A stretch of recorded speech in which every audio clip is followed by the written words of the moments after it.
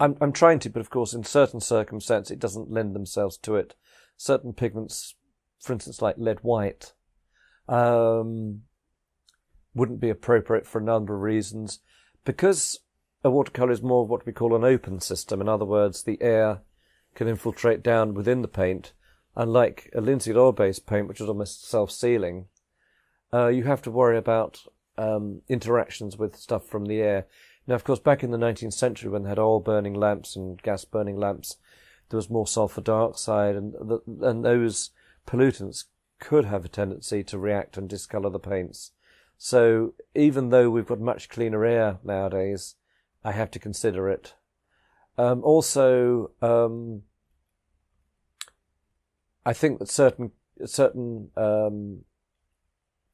the mentality that surrounds, for instance, watercolour, that it's more, it can be used by young people.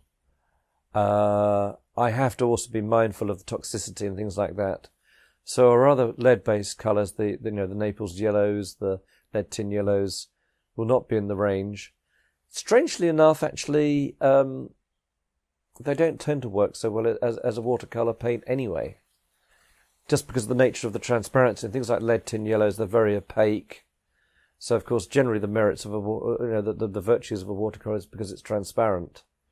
So it's a different system. On the whole, though, we are trying to do a like for like. The cadmiums, the cobalts, the organic pigments, the things like the yellow lakes, the magentas, particularly the exotic organic pigments, the modern pigments that are transparent, lend themselves marvellously to being made into watercolour. And as I often say to artists, you've never had it so good before in terms of what the modern pigment industry can supply you.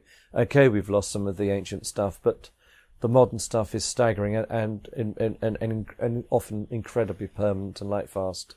So we've never had it so good before.